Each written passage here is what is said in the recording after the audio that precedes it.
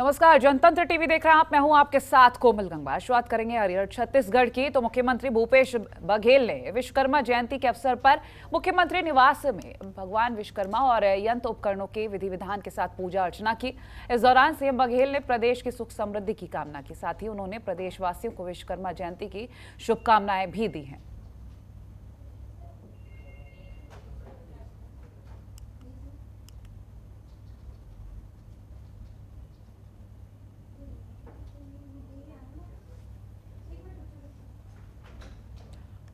रायपुर में सीएम भूपेश बघेल पहुंचे और जहां पर उन्होंने बीजेपी पर जमकर तंज कसा। सीएम ने कहा कि बीजेपी प्रधानमंत्री नरेंद्र मोदी के जन्मदिन को सेवा सप्ताह के रूप में मना रही है और ये अच्छी बात है, लेकिन बीजेपी अगर पेट्रोल, डीजल, खाद्य तेल और महंगाई, बेरोजगारी पर कंट्रोल कर ले तो सेवा अपने आप ही हो जाएगी।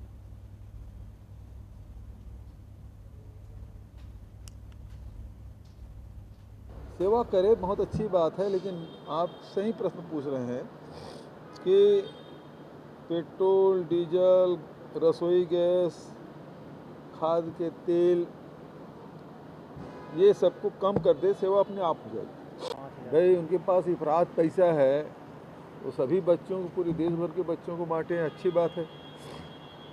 तमिलनाडु की क्यों, पूरे देश भर के बच्चों को बांट। उनके पास तो इतना पैसा, सब विधायक, सांसद सबको खरीद रहे हैं, तो अंगूठी दे देना कौन सी बड़ी बात है। केवल ये राजनीति कर रहे हैं।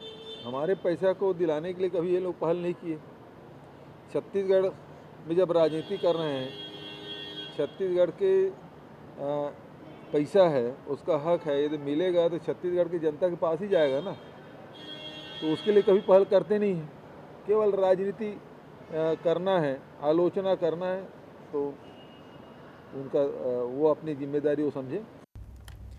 मुख्यमंत्री भूपेश बघेल ने स्वाइन फ्लू के बढ़ते मामलों को देखते हुए स्वास्थ्य सचिव को वास्तविक स्थिति की समीक्षा कर बैठक लेने का निर्देश दिया है। आपको बता दें कि मुख्यमंत्री ने स्वाइन फ्लू के प्रकरणों में इजाफे को देखते हुए ये निर्णय लिया है।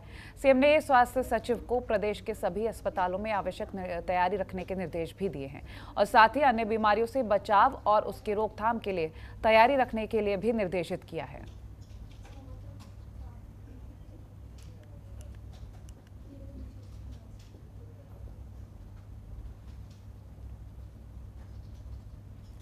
छत्तीसगढ़ की राजधानी रायपुर में प्रधानमंत्री नरेंद्र मोदी का जन्मदिन बड़े ही धूमधाम से मनाया जा रहा है। पीएम के जन्मदिन दिवस पर बीजेपी ने जिले में कई कार्यक्रमों का आयोजन किया और रायपुर के मैग्नेटो मॉल में प्रधानमंत्री के चित्रों की एक प्रदर्शनी भी लगाई गई, जो उनके व्यक्तित्व और कार्य पर प्रकाश डालती है। वहीं जय स्तंभ चौक पर युवा मोर्चा ने रक्तदान शिविर लगाया। इसके बाद सभी मंडलों में प्रधानमंत्री के जन्मदिन पर कई सेवा कार्यों का भी आयोजन किया गया।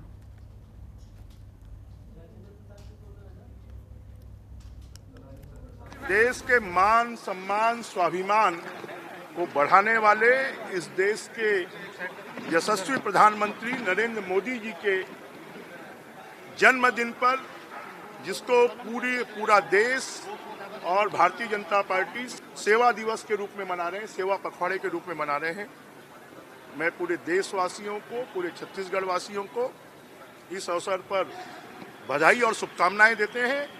और हम मोदी जी के दीर्घ जीवन की, स्वस्थ जीवन की, प्रसन्न जीवन की कामना करते हैं कि वो इसी प्रकार से पूरे देश को ऊर्जा से भरते रहें और आने वाला समय जो है वो भारत को विश्व गुरु बनाने में भारत पूरे विश्व की अगुवाई करे और साथ में देश में गांव, गरीब, किसान, मजदूर, नौजवान, महिलाएं, सबके विकास के लिए 8 सालों में जो उन्होंने काम किया है वो आगे बढ़े और आने वाला समय इस देश के लिए ऐसा समय हो कि जो देश का वैभव बढ़े, और यही हम सबके लिए प्रेरणा है, संकल्प है। कोंडागांव के पीडब्ल्यूडी कार्यालय में विश्वकर्मा जयंती के अवसर पर पूरे विधि विधान के साथ मूर्ति स्थापित की गई और इस दौरान पीडब्ल्यूडी विभाग के अधिकारी, कर्मचारी और ठेकेदारों ने धूमधाम से भगवान विश्वकर्मा की पूजा अर्चना की। और वहीं मजदूर संघ कोंडागांव ने भी गाजे बाजे के साथ शहर में शोभा यात्रा निकालकर उत्सव मनाया। तस्वीरें भी हम आपको दिखा रहे हैं और पूरे विधि विधान के साथ पूजा अर्चना तो की ही गई और धूमधाम से लोगों ने इस जयंती को मनाया है। आज फिलहाल हम तस्वीरें आपको दिखा रहे हैं कोंडागांव से।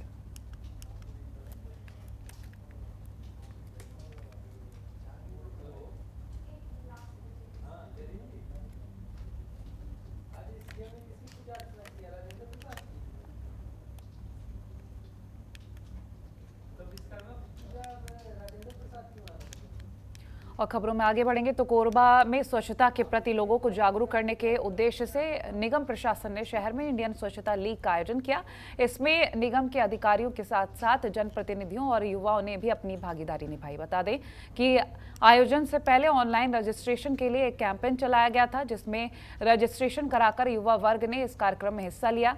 आयोजन के तहत पहले घंटाघर से एक रैली निकाली और फिर लोगों को जागरूक किया गया। इसके बाद शहर के पोड़ बाहर तालाब और मुक्ति धाम को साफ सुथरा किया गया है।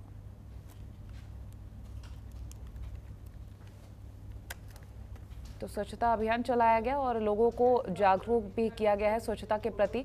अभियान में युवाओं ने बढ़ चढ़कर हिस्सा लिया है। कोरबा से तस्वीरें।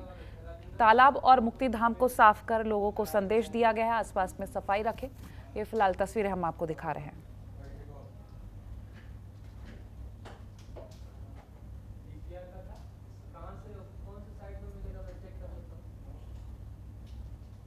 अनुसार आज इंडियन स्वच्छता लीग कार्यक्रम के तहत नगर निगम कोरबा में कार्यक्रम का आयोजन किया गया है, जिसमें शहर के जो भी सभी युवा हैं वो इसमें पार्टिसिपेट कर रहे हैं। पहले उन्होंने ऑनलाइन माध्यम से हमने एक रजिस्ट्रेशन कैंपेन स्टार्ट किया था, तो सभी लोग जो उसमें इंटरेस्टेड थे उन्होंने इसमें रजिस्ट्रेशन में भाग लिया। और आज हमारा स्वच्छता को लेके घंटाघर मैदान से एक रैली निकाली गई है, जिसमें रैली के माध्यम से लोगों को स्वच्छता के प्रति जागरूक करने के लिए संदेश दिया गया है। और साथ ही साथ यहाँ आज कोड़ी बहार में जो तालाब है और जो मुक्ति धाम है वहाँ पे वॉलंटियरी सभी के द्वारा साफ सफाई में भाग लिया गया है। और यह कार्यक्रम जो है वो लोगों को जागरूक करने के उद्देश्य से कार्यक्रम किया जा रहा है कि ताकि लोग स्वच्छता के प्रति जागरूक हों। कोरबा के सभी सम्मानित नागरिक बंधु भी इस कार्यक्रम में भाग ले रहे हैं और हमारा अपील है, इस कार्यक्रम के माध्यम से कोरबा की सामान्य जनता से, युवा साथियों से अपील है कि स्वच्छ भारत और स्वस्थ भारत के थीम पे हम कोरबा को भी स्वच्छ कोरबा और स्वस्थ कोरबा के रूप में बनाएं और जगह जगह कहीं भी कचरा दिखता है उसे रिमूव करने की दिशा में हम कार्य करें और प्रतिबंधित जो प्लास्टिक है उसको भी उपयोग ना करने की हम अपील भी करते हैं, ताकि हमारा कोरबा एक स्वच्छ कोरबा बने और स्वस्थ कोरबा। कोरबा के पसान इलाके में हाथियों की सक्रियता लगातार बनी हुई है और 25 हाथियों के विचरण से ग्रामीणों के साथ साथ वन विभाग भी परेशान है। बता दें कि जंगल में विचरण करते करते हाथी अब रहवास क्षेत्रों में भी पहुंच गए हैं, जिससे ग्रामीणों का बुरा हाल है। डर के मारे कई लोग अपना घर छोड़कर पक्के मकान में शरण लिए हुए हैं, जबकि कई मशाल जलाकर रात भर जागने को मजबूर है। विचरण के दौरान हाथियों का झुंड पेंड्रा बैकुंठपुर मार्ग पर आ गया है, जिससे घंटों तक जाम लगा रहता है। और वहीं हाथियों के कारण किसी तरह का नुकसान ना हो, इसके लिए वन विभाग लगातार मुनादी भी करवा रहा है और साथ ही अपील कर रहा है कि ग्रामीण हाथियों के नजदीक जाने से बचें।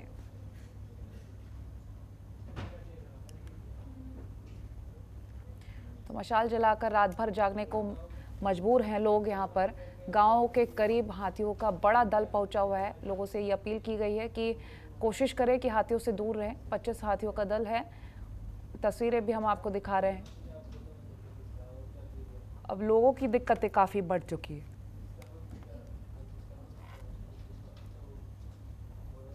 साथ ही मैं मीडिया के माध्यम से और जो स्थानीय जनप्रतिनिधि हैं उनसे मैं निवेदन करूंगा कि वो जो गांव के लोग हैं, गांव के बच्चे लोग हैं या बुजुर्ग हैं जो हाथियों को कौतूहल के रूप में देखने जाते हैं, वो ऐसा ना करें। और गांव के बुजुर्ग हैं, जनप्रतिनिधि हैं, वो भी उनको समझाइश दें ताकि इस तरह से कोई अनहोनी ना हो। जगदलपुर में नगर निगम ने आजादी का अमृत महोत्सव के तहत 17 सितंबर से 2 अक्टूबर तक आयोजित होने वाले स्वच्छता पखवाड़ा का शुभारंभ किया है। इस दौरान महापौर सफीरा साहू, कलेक्टर चंदन कुमार ने रैली को हरी झंडी दिखाकर रवाना किया। रैली में साथ चलकर स्वच्छता का संदेश दिया। इस रैली में स्कूल के छात्र छात्राओं के साथ बड़ी संख्या में शहरवासी, शिक्षक शिक्षिकाओं ने भी हिस्सा लिया और शहर को स्वच्छ और सुंदर बनाने के लिए संकल्प लेते हुए लोगों को जागरूक किया है।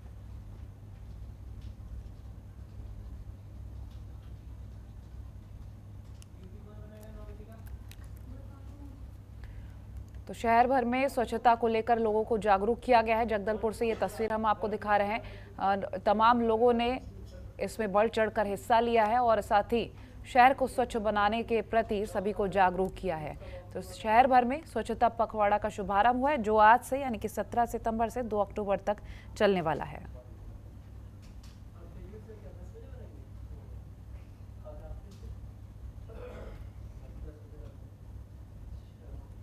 मैं सबसे पहले तो माननीय प्रधानमंत्री जी को तस्वीरें हम आपको दिखा रहे हैं और इन तस्वीरों के माध्यम से आपको खुद ही अंदाज़ा आप लगा सकते हैं कि स्वच्छता अभियान की तेज़ी से यहाँ पर साफ नज़र आ रहा है कि लोगों में भी उत्साह है इस स्वच्छता पखवाड़ा को लेकर।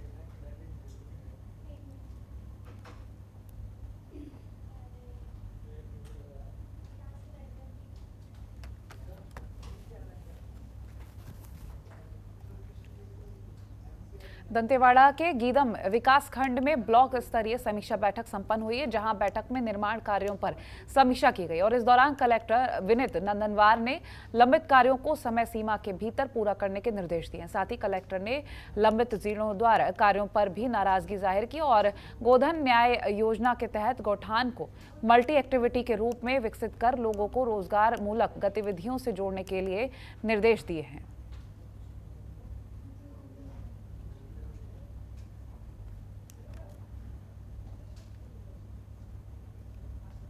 खेलों को बढ़ावा देने के लिए राज्य सरकार कई प्रयास कर रही है और इसी कड़ी में छत्तीसगढ़ की राजधानी रायपुर में अंतर्राष्ट्रीय बैडमिंटन टूर्नामेंट का आयोजन किया जा रहा है। इसमें कई देशों के खिलाड़ी भाग ले रहे हैं। बताते चले कि 5 दिन तक चलने वाले इस टूर्नामेंट का आगाज 20 सितंबर से होगा। छत्तीसगढ़ में पहली बार हो रहे अंतर्राष्ट्रीय बैडमिंटन टूर्नामेंट में लगभग 11 देशों के खिलाड़ी शामिल होंगे। इसके साथ ही छत्तीसगढ़ के लगभग 15 खिलाड़ी भी टूर्नामेंट में हिस्सा लेंगे।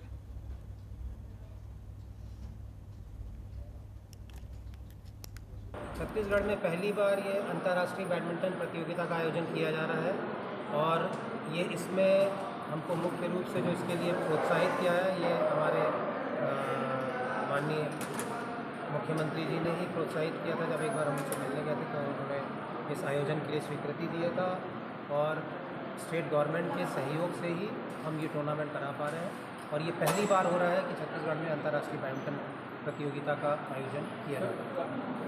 ये प्रतियोगिता 20 सितंबर से 25 सितंबर तक खेली जाएगी।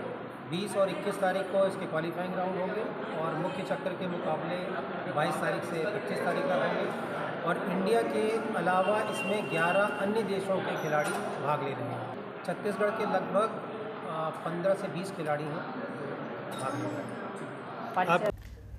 और सरगुजा पुलिस ने धोखाधड़ी और ठगी के मामले में एक आरोपी को सुहागपुर से गिरफ्तार किया। आपको बता दें, आरोपी ने एक युवक से जमानत कराने के एवज में 1,17,500 रुपए लिए और तय समय पर जमानत नहीं करवाई। इसके बाद पीड़ित ने इसकी शिकायत कोतवाली थाने में दर्ज करवाई। वहीं पुलिस ने कार्रवाई करते हुए आरोपी को सुहागपुर से गिरफ्तार कर जेल भेज दिया है।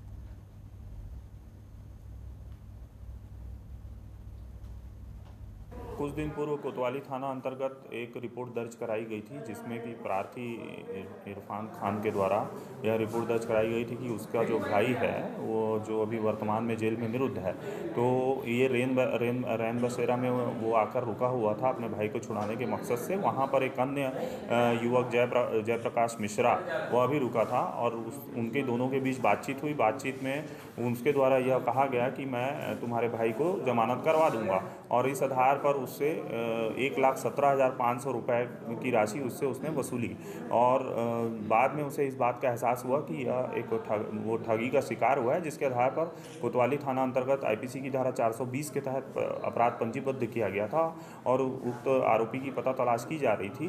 बाद में मुखबिर से सूचना प्राप्त होने पर एक विशेष टीम जो है वो रवाना की गई और शहडोल से उक्त आरोपी को गिरफ्तार करने में सरगुजा पुलिस को सफलता प्राप्त हुई है, जिसे आज गिरफ्तार कर न्यायिक रिमांड पर जेल भेजा जा रहा है। और सीएम भूपेश बघेल ने राज्य के शिक्षा स्तर को सुधारने के लिए सैकड़ों हिंदी और अंग्रेजी माध्यम स्कूल खोलने की घोषणा की है, लेकिन बेमेतरा जिला मुख्यालय में महज 15 किलोमीटर की दूरी पर स्थित ग्राम कहेरा में पुराने हाई स्कूल की स्थिति बद से बदतर है, लेकिन इसकी सुध लेने वाला अब कोई भी नजर नहीं आ रहा। मिली जानकारी के अनुसार स्कूल में 9वीं और 10वीं में कुल 135 बच्चे मात्र 2 कमरों में पढ़ाई करते हैं और मात्र 3 शिक्षक उनको पढ़ा रहे हैं। बता दें कि एक कमरे में 84 बच्चों को बैठाकर पढ़ाना संभव नहीं है। ऐसे में आधे बच्चे स्कूल के बरामदे में बैठकर पढ़ते हैं, जबकि बरामदे में बैठे बच्चों को ना तो शिक्षक और ना ही ब्लैक बोर्ड दिखाई देता है। वहीं इस संबंध में ग्रामीणों ने कलेक्टर को भी अवगत कराया। बेमेतरा से खबर आपसे हम साझा कर रहे हैं।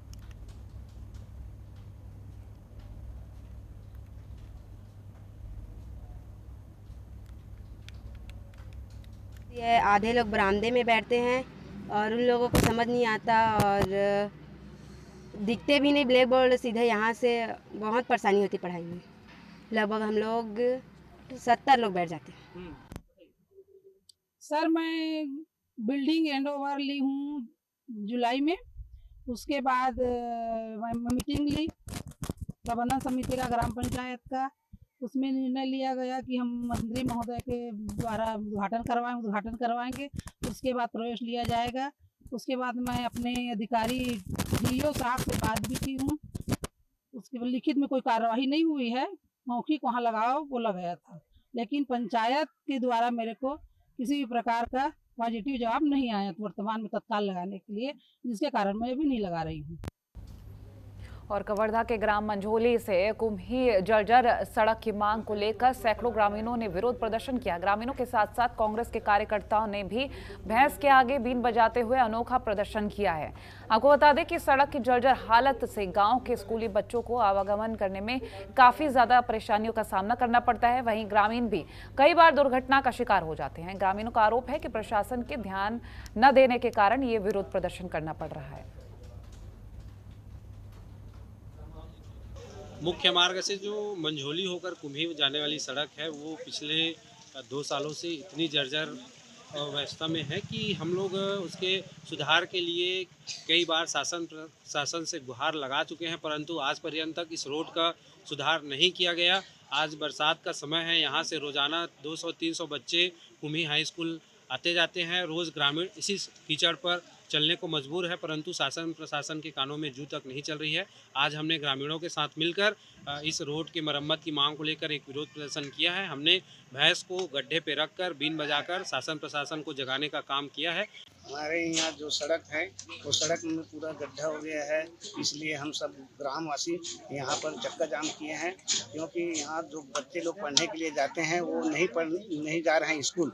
क्योंकि यहाँ 3 किलोमीटर कुम्ही पड़ता है, वहाँ पूरा जर्जर हो गया है और बारिश होने के बाद हमारे यहाँ बच्चे पढ़ने के लिए नहीं जा पा रहे हैं। इसलिए हम लोग ग्रामवासी सब यहाँ धरना प्रदर्शन किए हैं। अगर ये धरना प्रदर्शन में हमारे 4 रोज के बाद अगर नहीं बन पाएगा तो हम लोग मुख्य मार्ग में धरना प्रदर्शन सभी गाँव वाले और बच्चे को ले जा करके वहाँ धरना प्रदर्शन करेंगे।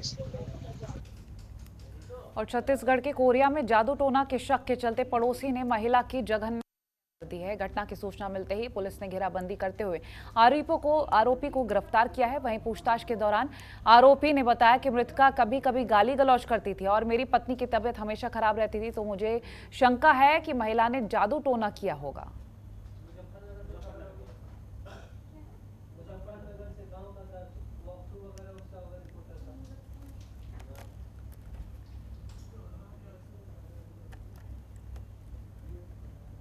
और अंबिकापुर के कोतवाली पुलिस को मुखबिर से सूचना मिली कि शराब की तस्करी की जा रही है, जिस पर कोतवाली पुलिस ने टीम बनाकर अंबिकापुर के प्रतापपुर नाका के पास घेराबंदी कर लाखों रुपए की शराब समेत 3 आरोपियों को गिरफ्तार किया। आपको बता दें कि 32 पेटी शराब की कीमत 1,56,000 बताई जा रही है।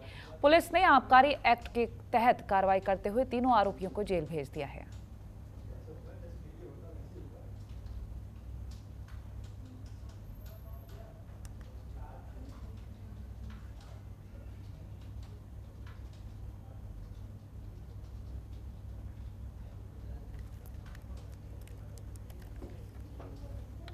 सरगुजा पुलिस के द्वारा लगातार जो है नशे के खिलाफ कार्रवाई की जा रही है, जिसके अंतर्गत नवा बिहान अभियान भी चलाया जा रहा है। इसी बीच हमें कोतवाली थाना प्रभारी रुपेश नारंग एवं सीएसपी अखिलेश कौशिक के को एक सूचना प्राप्त हुई थी कि एमपी सिंगरौली से कुछ शराब तस्कर जो हैं माल लेकर आ रहे हैं। ऐसी सूचना प्राप्त होने पर तत्काल घेराबंदी की गई। घेराबंदी कर एक इनोवा गाड़ी को पकड़ने में सफलता प्राप्त की गई है, जिसमें तलाशी लेने के पश्चात उसमें कुल 32 पेटी अंग्रेजी शराब जो है उसमें जब्त की गई है। ये उक्त मामलों में कुल 3 आरोपियों को हमने गिरफ्तार किया है, जिसमें राजनारायण जायसवाल, संतू गुप्ता और जो ड्राइवर था इनोवा का राकेश, उसको तीनों को गिरफ्तार करने में सफलता प्राप्त हुई है, जिसे आज हम न्यायिक रिमांड में जेल भेज रहे हैं। और कवर्धा में बाहर खेल रहे बच्चों पर मधुमक्खियों ने हमला कर दिया। इस घटना में 6 से अधिक लोग घायल हो गए हैं और वहीं एक 2.5 साल की बच्ची का इलाज के दौरान मौत भी हो गई है। वहीं अन्य घायलों का इलाज अभी भी जारी है। ये खबर आपसे हम कवर्धा से साझा कर रहे थे, जहां मधुमक्खियों के हमलों से काफ़ी लोग घायल हुए हैं। और इसके अलावा आपको बता दें, हादसे में एक मासूम की मौत हुई, 6 से अधिक लोग घायल हुए हैं।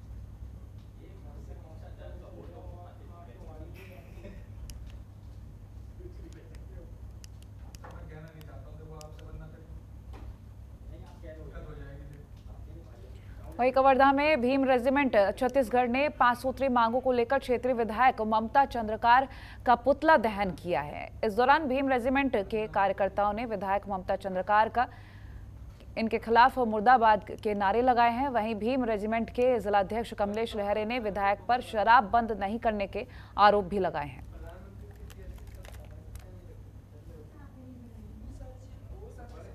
हमारी मांगियां हैं, जो हमारे यहाँ के क्षेत्रीय विधायक हैं, वो चुनाव जीतने के बाद अपनी जो वादा किए हुए हैं कांग्रेस सरकार, वो भूल चुके हैं।